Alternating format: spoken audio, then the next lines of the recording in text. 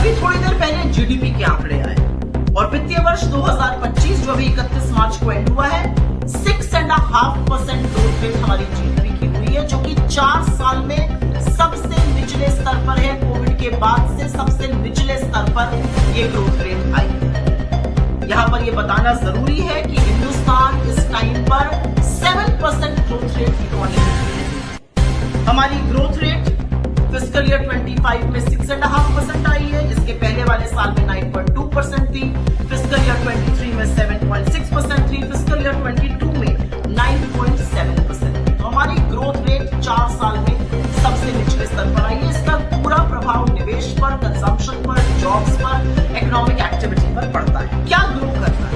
Agriculture हर बार की तरह संजीवनी साबित हुआ। पूरे साल में एग्रीकल्चर की ग्रोथ रेट करीब 4.6% रही, जो पिछले साल उसके मुकाबले 2.7% थी। लास्ट तिमाही में एग्रीकल्चर की ग्रोथ रेट 5.4% थी, जो कि पिछले साल के लास्ट क्वार्टर में मात्र 0.9%। तो दिक्कत कहां है? दिक्कत है मैन्युफैक्चरिंग में। इतना पीआर स्टंट, इतनी सारी स्कीम, इतने सारे स्लोगन और उसके बाद भी हमारी फैक्ट्रीज में उत्पादन नहीं हो रहा। फिस्कल ईयर 25 में मैन्युफैक्चरिंग की ग्रोथ गिरकर 4.5% पे आ गई, जो कि उसके पिछले साल के मुकाबले 12.3% थी। लास्ट क्वार्टर में मैन्युफैक्चरिंग की ग्रोथ रेट गिरकर 4.8% हो गई, जो कि 24 के लास्ट क्वार्टर में 11.3% थी। लगातार मैन्युफैक्चरिंग गिर रही है, हमारी फैक्ट्रीज में उत्पादन नहीं हो रहा और इसीलिए इतने सारे लोग बेरोजगार आपको दिखते हैं। आपको एक बात बताई जाए कि Q4 में तो हमने क्या स्टनिंग ग्रोथ करी है, 7.4%। इस बात को सुनिएगा और फिर अब आगे की बात समझिएगा। Q4 में 7.4% ग्रोथ रेट थी, Q3 में 6.4 थी, Q2 में 5.4 थी और Q1 में 6.7 थी।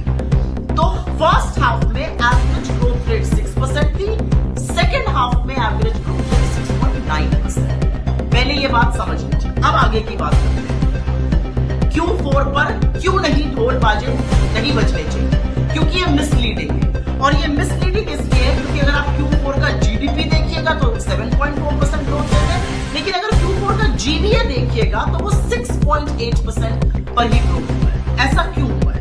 ऐसा इसलिए हुआ है क्योंकि सब्सिडी फोर्थ क्वार्टर में 45% डाउन है और गवर्नमेंट स्पेंडिंग चौगुनी हुई है। तो इकोनॉमिक ग्रोथ नहीं हुई है, सब्सिडी डाउन हुई है, गवर्नमेंट ग्रोथ चौगुनी हुई है और इसलिए आपको Q4 का जीडीपी बढ़ा हुआ दिख रहा है। कुछ और आगे समझ लीजिए। जो Q4 का नेट इनडायरेक्ट टैक्स ग्रोथ था वो 12.7% हुआ है, जबकि Q1, Q2 और Q3 का average net indirect tax growth मात्र 4% पर है। तो वहां से चौगुने से भी ज्यादा बढ़ोतरी हुई है। ये फिगर इसलिए भी मिसलीडिंग है, जैसा कि मैंने कहा फर्स्ट हाफ में गवर्नमेंट स्पेंडिंग 4% थी, सेकेंड हाफ में गवर्नमेंट स्पेंडिंग लगभग 17% हो गई और इसलिए ये बढ़ रहा है।